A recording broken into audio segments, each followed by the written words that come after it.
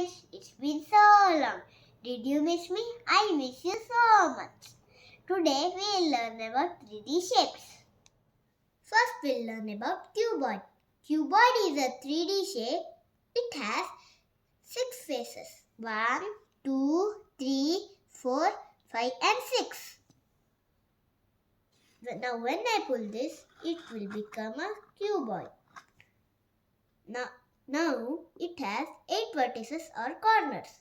1, 2, 3, 4, 5, 6, 7, 8. And it has 12 edges. 1, 2, 3, 4, 5, 6, 7, 8, 9, 10, 11, 12. Next we'll learn about cube. Cube is a 3D shape. It has 6 square faces. 1, 2, 3, 4, 5 and 6.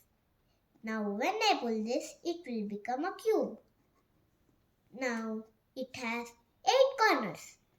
1, 2, 3, 4, 5, 6, 7, 8. And 12 equal edges.